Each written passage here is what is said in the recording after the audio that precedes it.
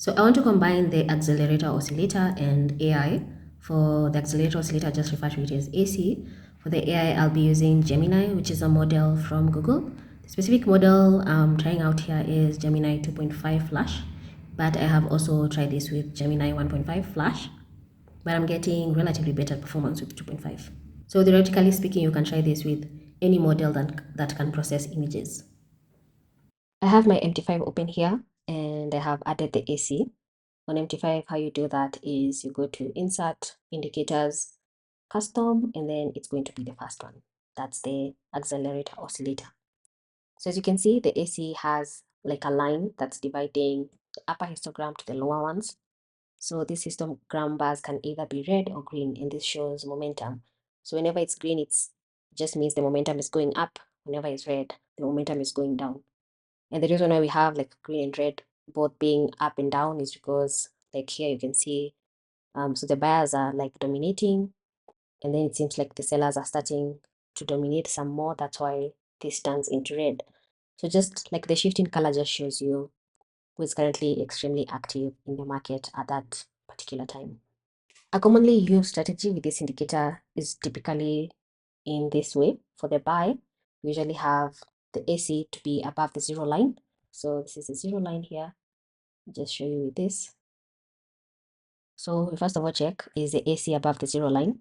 If it is, we wait for 2 bars. So the green ones, wait for 2 green bars.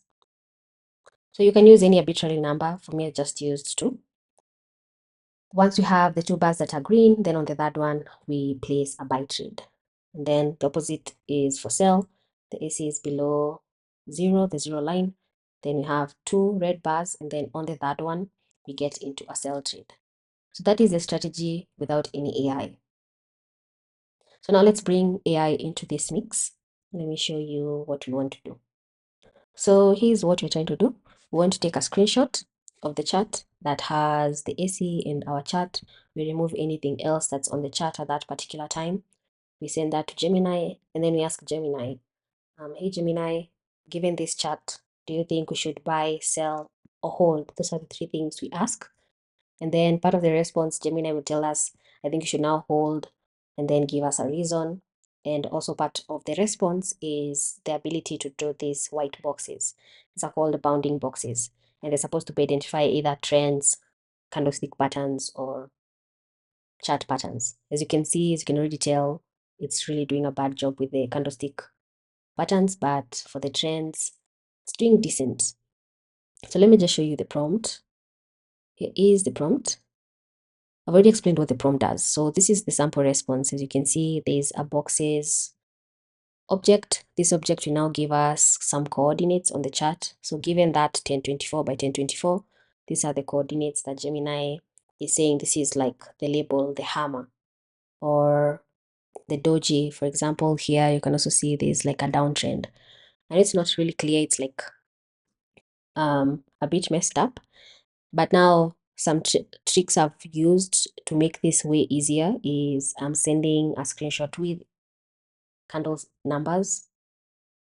So if this is the currently forming candle, we assume that's the 0th one, and then the others, the counting now starts from 1 to all the way.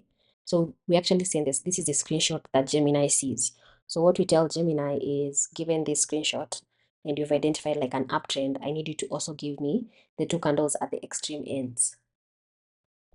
So you can see we turn the 2 candle indexes that demarcate the leftmost and rightmost. And that's the example you can see here for indexes 14 and 1, and the label is downtrend. So I'm pretty sure this response is not for this chart, but let's assume it was. So 14 and 1, you can see you can't see the numbers. So 1 and 14, let me just draw and show you. So this becomes 1 and 14. So instead of having to figure out the coordinates that Gemini gave for that specific label, for example, 757, 499, like there's so much, you can see these are coordinates for a rectangle. Instead of me doing that, I'm just like having the indexes, plotting this, and then now taking just the label. The label here was downtrend. So I just take the label and just add it just above it. downtrend like that. And as you can see, everything is literally being powered by this simple prompt. Like there's nothing else that I'm doing. So now the improved strategy with Gemini will now be for the buy, it's above 0. We get to 2 greens, and then we give the chart to Gemini. Gemini says we can buy, so we buy. The opposite is true for sell. So it's below 0, 2 reds. Give that to Gemini. Gemini says, yeah, you can sell. Now, unfortunately, we cannot do a back test on this because, we've been doing, in the past, I'm always creating bots and back testing them so that I can tell you, I think this performs like this. We can't do that here because the MT5 strategy tester does not allow us to do that. I'm not sure why it doesn't, but it doesn't work. So the only way you would have to test this is either write like custom Python code to test this out.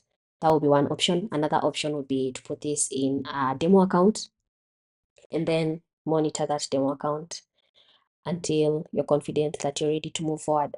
Download this bot with the link in the description. Once you've downloaded it, you'll need to go to File and then open Data folder, then open MQL5. Oh, sorry. Then open MQL5, then go to Experts. And then you can put that bot here. Once you do that, you should then go back to your MT5, go to View, Navigator. Sorry, View, Navigator.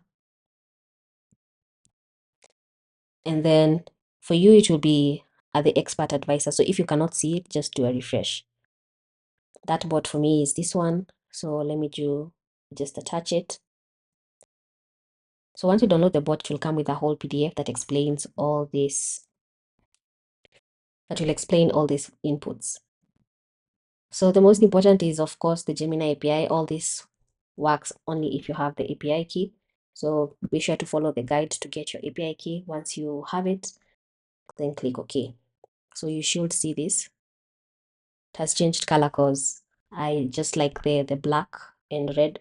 I think it's easier. Well, it's a theory for now. I think it's easier to identify like the chart symbols and all that better than white mode. So I'm going to let this run for a while so that you can see how it works in real time. And yeah, that's pretty much it. So go download the bot in the first link in the description, and subscribe for more.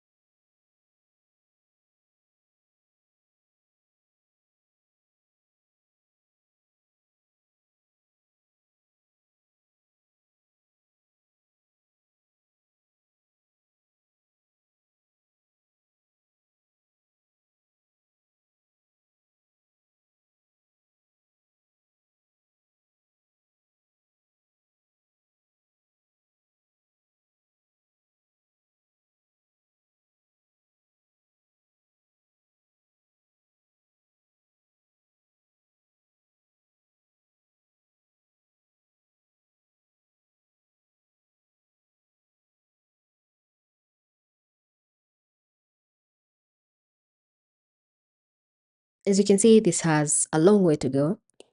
So I want us to keep improving this prompt together, this project, and try it with different indicators until you get something that's currently workable. Because you can see literally the only thing that has changed is like one bar, but you're getting so different like bounding boxes for the same You've even seen the signals, like there was one time it was sell, now it's hold.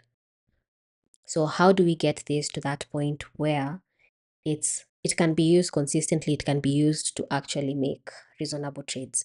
So the key reason I am really interested in this is because we have indicators such as the RSI. Whenever you put, let's say, a MACD on an RSI, it is impossible to get that in code. Let me just show you an example. So let's just add an indicator. Let's just add the RSI. Okay. So if you can see, there's like that scroll button. You can use that. Let me just make it thicker so that we can see it properly. We have the RSI. So I want you to check something. So you can see it's from 0 to 100, right? Oh no, let me first remove this spot. Otherwise, it's just going to remove the RSI. Okay. Oh, sorry. It was going to remove the AC. Yes, the RSI, sorry. We have the RSI. If we try and add, um, where is it? Just give me a minute. So if you go to navigator, then you go to indicators. Let's say we wanted to add, let's even just say envelopes. So typically, if you were to insert envelopes using the normal way, EE envelopes,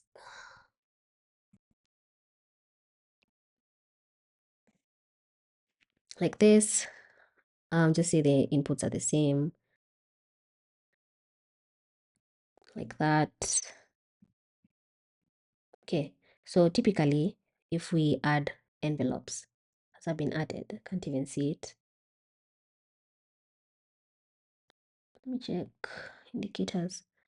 Oh wow, it's actually showing it's been added. I can't even see them. Maybe it's the colors.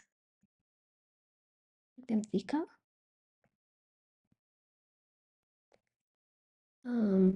Oh yeah, they're actually there. So as you can see, the envelopes is an indicator that's currently usually added to the main chart. But now you might find strategies where the envelope is added to the RSI. So how you do that is you come to indicators, then you get it under trend, then you drag it over the RSI. So now let's put it to the close. Yes, so this is actually what I wanted to show you. So you see we've added the RSI with the close, right? But that is the close of our main chart. So even if you look at this, the envelope, the upper envelope is like 1 point something. But if you check it, the level on the RSI, it's not 1 point, it's like, what is this? Let's see. This is like 82, right? So realistically speaking, this envelope should not look like this because there is a mismatch in scale. The only way you can tell if there's a crossover. So you usually have found people who are coming to me, they're like, oh, I need this strategy that does XYZ. I need you to tell me when the crossover happens between the envelope and the RSI. But that's not possible mathematically because the code is just like doing a mathematical operation of comparison. Like, is the RSI value right now greater than the value of the upper envelope, for example? So we'll never have a comparison because of the difference in scale. So that is the main reason I want us to work on this specific problem. And also sometimes it's very hard to like code chart patterns because you need to like fiddle so much with what defines a chart pattern. And yeah, that's the main reason I really want to explore this.